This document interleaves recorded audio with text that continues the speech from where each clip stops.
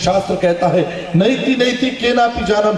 अभी हमें उस परमेश्वर का परिचय नहीं मालूम, वो परमेश्वर कौन है। इसलिए यीशु मसीह यूहन्ना की पत्री उसके 4 अध्याय में सामरी स्त्री से कहते हैं जिसे तुम नहीं जानते तुम उसकी आराधना करते हो। लेकिन ये हमारा सौभाग्य है कि हम उस परमेश्वर को जानते हैं और उसका नाम यीशु मसीह है। जिस तरह माँ अपने बच्चों से कोई भी अच्छी चीज नहीं छिपाती, उस परमेश्वर ने भी अपनी किसी भी भलाई को हमसे न छिपाया। वचन में लिखा है वो मनुष्य बनकर हमारे बीच में आ गया। फिलिपियों की पत्री उसके 2 अध्याय में लिखा है वो शून्य हो गया। जो प्रधान था, जो अधिकारी था, इस संसार का रचयिता था, वो मनुष्य बनकर हमारे लिए संसार में आ गया और उसने हमसे प्रेम किया, उसने हमारे आंसुओं को पोंछा, उसने हमें गले लगाया, उसने हमें जीवन दिया। यूहन्ना की पत्री उसका 10 अध्याय 10 पद में लिखा है कि मैं तुम्हें जीवन देने आया हूं। I have come to give you life. जीवन, मेरे प्रियो, जीवन क्या है? What is life? जीवन ये नहीं है कि हम खाएं पिए और एक दिन मर जाएं। That's not the life. ये परमेश्वर की इच्छा नहीं है। परमेश्वर ने आपको इसलिए नहीं बनाया कि एक दिन आप खाएं पिए और मर जाएं। ये परमेश्वर की इच्छा नहीं है। परमेश्वर की इच्छा है कि आप सनातन काल के लिए जीवित रहें, युगानुयुग के लिए जीवित रहें। इसलिए यीशु मसीह संसार में आया।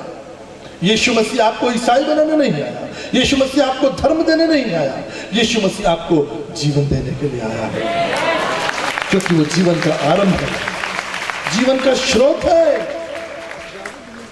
वो जीवन का प्रमुख है। इसलिए वचन में लिखा है हमने उसकी ऐसी महिमा देखी जिससे इकलौते पुत्र की। भजन संहिता उसका 145 अध्याय और 13 पद में लिखा है तेरा राज्य युग युग तक और तेरी प्रभुता पीढ़ी तक बनी रहेगी। आपको पता है जब प्रभु यीशु मसीह का जन्म हुआ, आसमान में फरिश्ते मंडरा रहे थे और फरिश्तों ने क्या कहा था? फरिश्तों ने क्या कहा था? फरिश्तों ने कहा था आज दाऊद के नगर में तुम्हारे लिए उद्धारकर्ता जन्मा है और उसके राज्य का कभी अंत नहीं होगा। आज दाऊद के नगर में तुम्हारे लिए उद्धारकर्ता जन्मा है और उसके राज्य का कभी अंत नहीं होगा। मैंने इतिहास पढ़ा है, मैंने इतिहास पढ़ा है। इस इतिहास में बड़े बड़े लोग आए, बड़े बड़े राजा हुए, बड़े बड़े कवि हुए, बड़े बड़े दार्शनिक तत्वऋषि हुए, बड़े बड़े ज्ञानी हुए, बड़े बड़े धनवान लोग हुए, लेकिन समय के साथ उनका राज्य समाप्त हो गया, उनका नाम किताबों में बंद हो गया। अब उन्हें कोई स्मरण नहीं करता, अब उनकी कोई बात नहीं करता। पीढ़ियां बदल गई, युग बदल गए, समय बदल गया, लोगों ने उन्हें भुला दिया। लेकिन फरिश्तों ने कहा था, फरिश्तों ने कहा था उसके राज्य का कभी अंत नहीं होगा। इसलिए आज 2000 साल में भी हम देखते हैं कि उसके राज्य की कैसी बढ़ोतरी हुई है, क्योंकि उसका राज्य पत्थर का नहीं है, उसका राज्य लकड़ियों का नहीं है, उसका राज्य कोई किला नहीं है, कोई ताजमहल नहीं है, उसका राज्य है उसके बेटे और बेटियां। इस वचन में लिखा है उसके राज्य का कभी अंत नहीं होगा। उसका राज्य क्या है? आप उसका राज्य है, परमेश्वर के बेटे और बेटियां उसका राज्य है। इसलिए वचन में लिखा है वचन संहिता 145 तेरा राज्य युग युग के लिए रहेगा, युग युग के लिए रहेगा। हमारा परमेश्वर सनातन काल का परमेश्वर है। गिनती की पुस्तक उसका 23 अध्याय 19 पद में लिखा है ईश्वर मनुष्य नहीं कि वह झूठ बोले। मनुष्य झूठ बोलता है, बदल जाता है। आपका मित्र आपसे कहेगा ठीक है मैं तुम्हारी सहायता करूंगा, लेकिन जब समय का दिन आएगा वो वहां पर नहीं होगा। My dear friend I will help you, don't worry. तुम्हें कितने पैसे चाहिए? 5000, आकर ले चल। लेकिन जब आप लेने जाएंगे वो वहां पर नहीं होगा। मनुष्य आपको वायदा करेगा और तोड़ देगा। आज सुबह मैं एक वीडियो देख रहा था, एक जवान लड़की, वो एक जवान लड़की से प्रेम करती थी। उस जवान लड़के ने अपने वायदे को तोड़ दिया और निराशा में, दुख में वो लड़की पटरी पर कूद गए और आत्महत्या कर ली। क्योंकि मनुष्य आपसे जो वायदा करेगा वो उसको तोड़ देगा, लेकिन वचन में लिखा है वो परमेश्वर अपने वायदे को कभी नहीं तोड़ेगा, क्योंकि वो मनुष्य नहीं है कि झूठ बोले। वो हमारा सृजनहार परमेश्वर है। लिखा है ईश्वर मनुष्य नहीं कि झूठ बोले, और ना वो आदमी है कि अपनी इच्छा बदले। उसने कहा है मैं तुमसे प्रेम करता हूं और वो युगानुयुग आपसे प्रेम करता रहेगा। वो अपनी इच्छा कभी नहीं बदलेगा। क्यों? क्योंकि उसने दाम देकर आपको बचाया है। उसने दाम देकर आपको बचाया है। मेरे जीवन की एक छोटी घटना जिसे मैं हमेशा सभाओं में स्मरण करता हूं। मैं लगभग 8 साल का था और अपने एक मित्र से खिलौना मांग ले आया। मैंने अपने मित्र को कहा कि कल मैं आपको ये खिलौना वापस कर दूंगा। और जब मैं उस खिलौने से अपने घर में खेल रहा था, वो खिलौना टूट गया। और उस टूटे हुए खिलौने को देखकर मैं डर गया कि कल मैं अपने मित्र को क्या कहूंगा। मैं डर गया, भयभीत हो गया। आई स्कैर्ड। कल मैं अपने मित्र से क्या कहूंगा। धीरे धीरे दिन ढल गया और शाम हो गई, और शाम होते ही होते मेरी चिंता और बढ़ गई। कल क्या होगा। I was crying, मैं रो रहा था। मैं कम्बल में छुप गया और रोने लगा। कल क्या होगा। शाम को मेरे पिताजी ऑफिस से लौटे। उन्होंने मुझे देखा, मैं रो रहा था। उन्होंने अपना बैग रखा, वो मेरे पास आए। उन्होंने मेरे आंसुओं को पोंछा, मेरे सर पर हाथ रखा और मेरी चिंता का विषय जाना। मेरे पास कोई समाधान नहीं था, मेरे पास समय भी नहीं था। मैंने अपने पिता को सब सच सच बता दिया। मेरे पिता के चेहरे पर एक छोटी सी मुस्कुराहट थी। उन्होंने मुझे तैयार किया और बाजार ले गए। और जानते उन्होंने क्या किया। उन्होंने ठीक वैसे ही 2 खिलौने खरीदे। ठीक वैसे ही 2 खिलौने, एक मेरा कर्जा देने के लिए और एक मेरे आनंद के लिए। वचन बताता है, बाइबल कहती है भजन संहिता उसका 28 अध्याय 7 और 8 पद में, क्योंकि वो मेरा बल है और मेरी ढाल है, उस पर भरोसा रखने से मेरे मन को सहायता मिलती है। हालेलुया। उस पर भरोसा करने से। आज मनुष्य की सबसे बड़ी कमजोरी या कमी है कि मनुष्य 3 बातों पर भरोसा करता है। सबसे पहले मनुष्य भरोसा करता है अपने धन पर। मेरे पास धन है और मैं सब कुछ कर सकता हूं। I have money and I can do everything. I not need anybody. मुझे किसी की आवश्यकता नहीं है। मेरे पास धन है, मैं सब कुछ खरीद सकता हूँ। I can buy house, मैं घर खरीद सकता हूँ, मैं कार खरीद सकता हूँ, मैं अपने लिए नौकर चाकर खरीद सकता हूँ, सब कुछ खरीद सकता हूँ। लेकिन मेरे प्रियो, आज की शाम में आपको स्मरण दिलाना चाहता हूँ, इस धन से आप परमेश्वर के उस उद्धार को नहीं खरीद सकते। No man can. कोई मनुष्य परमेश्वर के उस महान उद्धार को नहीं खरीद सकता। भारतीय दर्शन शास्त्र विवेक चूड़ामणि 56 में लिखा है, ना योगिन सांख्यन कर्मणा नोरा विधाया ब्रह्मकत्व मोक्ष विद्यते सिद्धाय ना था। ना तुम्हारी योग्यताओं से, ना तुम्हारी बुद्धि से, ना तुम्हारे प्रयास से कोई मनुष्य उस परमेश्वर के महान प्रेम को नहीं खरीद सकता, उस उद्धार को नहीं खरीद सकता। क्यों? दर्शन शास्त्र कहता है देवानुग्रम हेतुक्रम, क्योंकि वो तो परमेश्वर का एक गिफ्ट है, एक दान है। इसे वचन हमें स्मरण दिलाता है। यिर्मयाह की पुस्तक उसका 9 अध्याय 23 पद, यिर्मयाह की पुस्तक उसका 9 अध्याय 23 पद, ना बुद्धिमान अपनी बुद्धि पर और ना वीर अपनी वीरता पर और ना धनवान अपने धन पर घमंड करे।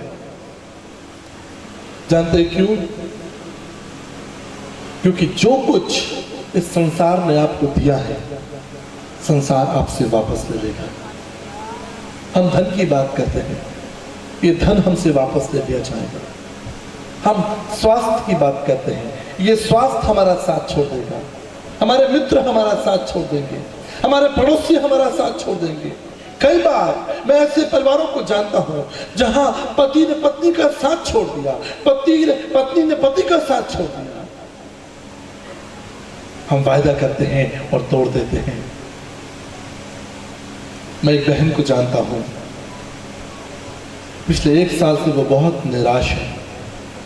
उसके पास एक छोटा बच्चा है, एक कमजोर बूढ़ी मां है, लेकिन उसके पति ने उसे छोड़ दिया, इसलिए क्योंकि वो कुछ और दूसरी महिलाओं से प्रेम करने लगा। इस मॉर्निंग, आज सुबह जब उसने मुझे फोन किया, मेरी आंखों में आंसू थे। मैंने कहा बहन, मैं तुम्हारे लिए प्रार्थना करूंगा, वो परमेश्वर तुम्हें बल देगा, वो परमेश्वर तुम्हें हियाव देगा, तो संसार से लड़ने की शक्ति देगा। संसार आपसे वायदा करेगा और आपकी वायदे को तोड़ देगा। हम संसार की बात कर रहे हैं मेरे प्रियो।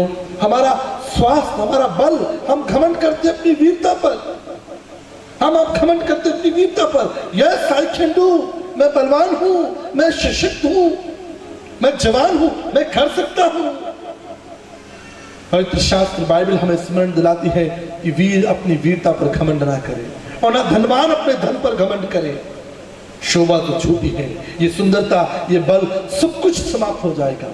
जो कुछ संसार से आपने पाया है वो सब कुछ छीन लिया जाएगा, लेकिन जो कुछ परमेश्वर से आपको मिला है वो सनातन काल के लिए बना रहेगा। इसलिए प्रभु का वचन कहता है, प्रभु का वचन कहता है, मेरा जुआ तुम ले लो। मत्ती की इंजील उसका 11 अध्याय 28 पद में लिखा है, टेक माय योक, मेरा जुआ तुम ले लो। यीशु ने कहा, कम टू मी, हे सब परिश्रम करने वालों और बोझ से दबे लोगों, मेरे पास आओ, मैं तुमको विश्राम दूंगा। आज हम विश्राम ढूंढ रहे हैं, धन के द्वारा हम विश्राम ढूंढ रहे हैं, संगति के द्वारा। ये विश्राम हमें कहीं नहीं मिलेगा। मेरे कई मित्र हैं जो बहुत धनवान हैं, वो बड़े बड़े क्लब्स में, पब्स में जाते हैं, शराब पीते हैं। मैं कई बार उनको प्रभु का वचन सुनाता हूं, मैं अपना पूरा प्रयास करता हूं, व्हाटएवर आई कैन डू, जो कुछ मैं कर सकता हूं मैं करता हूं। लेकिन वो सोचते हैं कि उन्हें सच्ची शांति शराब में मिलेगी, उन्हें सच्चा सुख उस संगति में मिलेगा जहां व्यभिचार होता है। उन्हें लगता है कि सच्चा सुख इस धन में है, लेकिन मैं आपको बताना चाहता हूं, जब जीवन बिखर रहा होगा, जब जीवन बिखर रहा होगा, ये धन आपके काम नहीं आएगा। जब जीवन टूट रहा होगा, आपके मित्र आपके पास नहीं होंगे। जब जीवन बिखर रहा होगा, आपका स्वयं, आपका शरीर आपका साथ छोड़ देगा, कोई नहीं आपके साथ होगा। Nobody will help you, nobody will listen you, कोई आपकी नहीं सुनेगा। कई वर्षों पहले मेरे पिताजी को एक फोन आया। उस फोन को सुनकर मेरे पिताजी आश्चर्यचकित हो गए और जल्दी जल्दी तैयार होने लगे। मैंने अपने पिता से पूछा, हम कहाँ जा रहे हैं? पिताजी ने कहा, आप नहीं जा रहे हो, मैं जा रहा हूं।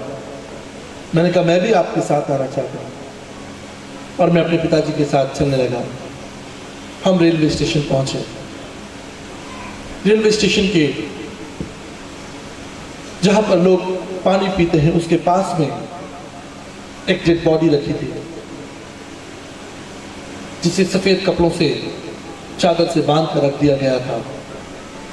दरअसल वो डेड बॉडी मेरे पिताजी के एक दूर रिश्तेदार की थी, जिसे चलती ट्रेन में हाथ चकाया और उनके शरीर को, उनके मृत शरीर को ट्रेन से बाहर निकालकर प्लेटफॉर्म पर रख दिया गया। उनकी डायरी खोली गई, उनके पर्स चेक किए गए। ना जाने कैसे उस डायरी में मेरे पिताजी का फोन नंबर था। पुलिस ने मेरे पिताजी के फोन नंबर पर फोन किया और तब हम वहां पर पहुंचे। जब मैं वहां गया, मैंने क्या देखा? वो शरीर जो कफन से लपटा हुआ था, बहुत सी मक्खियां उस पर भिनभिना रही थी। रेलवे स्टेशन के किनारे सड़क पर लोग आ रहे हैं, जा रहे हैं, कोई अपनी ट्रेन पकड़ रहा है, कोई ट्रेन से उतर रहा है। Nobody cares। मेरे पिताजी ने बताया कि हमारे दूर के रिश्तेदार हैं और ये बहुत धनवान है। उस समय मैं छोटा था, मेरा मन, मेरा दिल व्याकुल हो गया। एक धनवान व्यक्ति जिसके पास अथाह संपत्ति है, जिसे लोग नमस्कार करते हैं, जिसका लोग आदर करते हैं, जो महंगे कपड़े पहनता है, इत्र लगाता है, महंगी गाड़ियों में घूमता है, महंगे होटलों में खाना खाता है। ये है जीवन, ये है जीवन।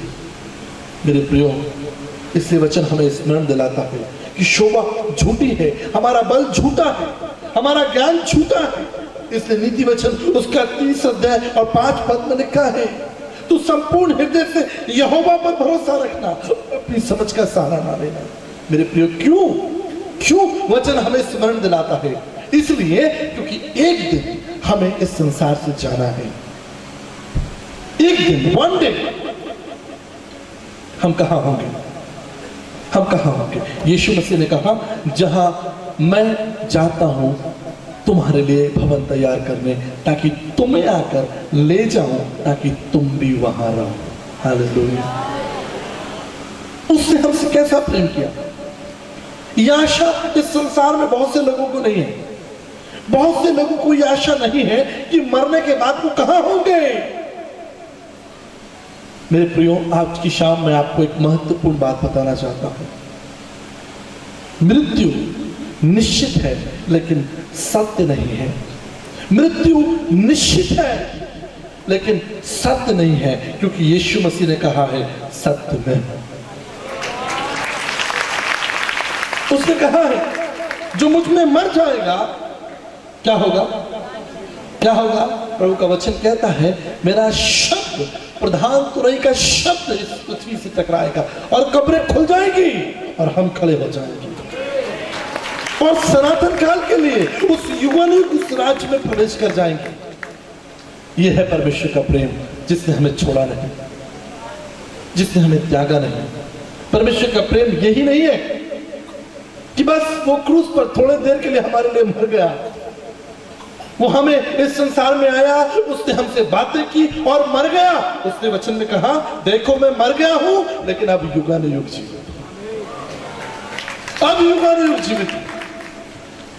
इसलिए तेरी आशा नहीं टूटेगी। प्रभु का वचन कहता है, वो आदमी नहीं कि झूठ बोले, न मनुष्य की अपनी इच्छा को बदले। उसने कहा है, मैं तुम्हारे लिए जगह तैयार करने जाता हूं, ताकि जहां मैं रहूं वहां तुम रहोगे। मेरे प्रियो, याद रखिएगा, हमारा प्रभु यीशु मसीह आएगा और हमें ले जाएगा। जब हम इस पवित्र शास्त्र बाइबल को पढ़ते हैं, ये बाइबल, जैसा मैंने आपको आरंभ में कहा था, ये ना केवल परमेश्वर का परिचय देती है, लेकिन परमेश्वर की योजना को भी बताती है, भविष्य की योजना। यिर्मयाह 29:11 में लिखा है, यिर्मयाह 29:11 में लिखा है, मेरे पास तेरे लिए योजना है, तेरे भविष्य की योजना, सिर्फ इस पृथ्वी की नहीं कि हम खाए पिए और मर जाए। वचन में लिखा है, अनंत काल की योजना। वो हमें अनंत काल का जीवन देने आया। परंतु दुख की बात है, हजारों लोगों को इस अनंत काल के जीवन के विषय में नहीं मालूम। There was one scientist, एक वैज्ञानिक था, वो हमेशा पवित्र शास्त्र बाइबल पर हंसता। उसकी पत्नी, उसके बच्चे चर्च जाते, आराधना करते, गीतों को गाते, परंतु वो साइंटिस्ट, वो हमेशा अपने बच्चों पर, अपनी पत्नी पर, कलीसिया पर, पासवान पर और संगति के ऊपर मजाक करता और हंसता। उसने अपने जीवन काल में he never believed, उसने अपने जीवन काल में कभी परमेश्वर पर विश्वास नहीं किया, कभी बाइबल पर विश्वास नहीं किया। वन डे, एक दिन डॉक्टर्स ने कहा कि तुम्हें कैंसर है, you are about to die, आप कुछ महीनों में मर जाएंगे।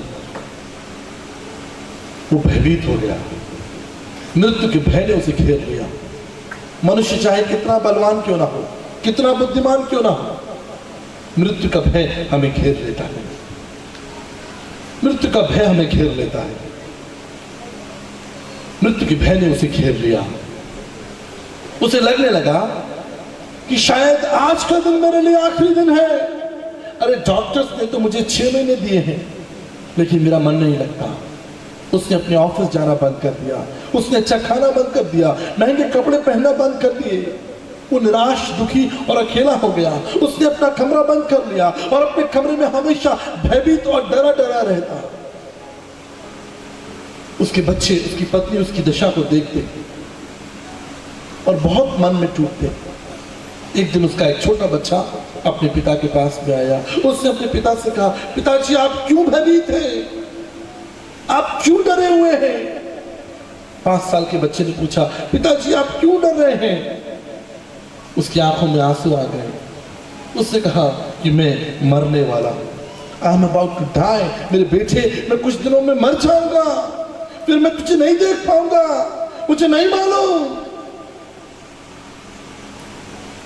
उसके बेटे ने कहा, पिताजी आपने जीवन भर विज्ञान पढ़ा, होल लाइफ आपने जीवन भर विज्ञान पढ़ा, और जीवन के इन अंतिम क्षणों में आपको नहीं मालूम कि आप कहां जाएंगे। परंतु आपको मालूम है परमेश्वर का वचन, पवित्र शास्त्र बाइबल क्या कहती है। आपकी विज्ञान की पुस्तक आपको नहीं बताती, आपके विज्ञान की पुस्तक आपको नहीं बताती कि आप कहां जाएंगे, लेकिन मेरी बाइबल ये बताती है कि हम स्वर्ग जाएंगे। That's the assurance, ये परमेश्वर का वायदा है। उसने अपने लोगों को छोड़ा नहीं, उसने अपने वायदे को पूरा किया। वो इस संसार में आया। यीशु मसीह संसार में मनुष्य बनकर क्यों आया? क्या वो अज्ञात रहकर परमेश्वर की हम आराधना नहीं कर सकते थे? नहीं, उसको भाया कि वो अपने आप को मनुष्यों पर प्रकट करे। जब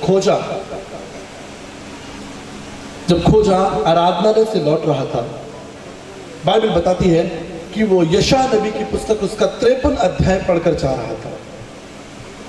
तब फिलिप्पुस ने उससे पूछा, जो तू पढ़ रहा है क्या उसे समझता है? खोजे ने कहा, मैं पढ़ तो रहा हूं पर मैं समझता नहीं हूं। और तब वचन बताता है फिलिप्पुस ने खोजे को मदद की और उसको सारा संदेश समझाया और यीशु मसीह के विषय में बताया। क्यों यीशु मसीह संसार में आया? इसलिए ताकि हम गुमराह ना हो, इसलिए ताकि मृत्यु का भय हमारे जीवन से चला जाए। उसने कहा, मेरे लिए एक देह तैयार करो, मैं इस संसार में जाऊंगा, उस क्रूस की भयानक मृत्यु को चखूंगा। I will taste that life, I will taste that death। मैं उस जीवन को, उस मृत्यु को चखूंगा, अपने लोगों के बीच में शरीर में जाऊंगा और उनके लिए एक आशा बांधूंगा कि मृत्यु के पश्चात एक अनंत जीवन है। लोगों ने मृत्यु को सत्य मान लिया था, लेकिन यीशु मसीह, बाइबल कहती है, जो मृत्यु पर जयवंत है, उसने इस बात को सिद्ध कर दिया कि मृत्यु सत्य नहीं है, यीशु मसीह सत्य है। हमारा यीशु मसीह सत्य है। वो आसमान पर उठाया गया, इसलिए हम भी आसमान पर उठाए जाएंगे। हालेलुया। प्रभु का वचन प्रेरितों के काम 3 अध्याय 19 पद में लिखा है, इसलिए मन फिराओ और लौटाओ कि तुम्हारे पाप मिटाए जाएं। प्रभु आपसे क्या चाहते हैं? 2 महत्वपूर्ण बातें। पहली बात, I have come to give you life, मैं तुम्हें जीवन देने आया हूं। परमेश्वर। प्रिय दर्शकों, हम अपना सत्संग समाप्त नहीं करना चाहते आपको बिना ये अवसर दिए यीशु मसीह को अपने जीवन और अपने परिवार का उद्धारकर्ता प्रभु ग्रहण करें। मेरे साथ इस छोटी सी प्रार्थना को दोहराएं। प्रभु यीशु, मैं आपके महान प्रेम और बलिदान के लिए आपका धन्यवाद करता हूं। अपनी प्रतिज्ञा के अनुसार मेरे जीवन में आए, मेरी सहायता करें और मुझे अपने पुत्र और पुत्री होने का अधिकार दें। इस प्रार्थना को यीशु मसीह के नाम से मांगता हूं, आमीन। प्रिय दर्शकों, हम धन्यवाद देना चाहते हैं जब इस समय यीशु सत्संग कार्यक्रम को आप टीवी पर देख रहे हैं। CNI English congregation trust Mumbai से ये कार्यक्रम आप तक पहुंचने में हमारी सहायता की गई है।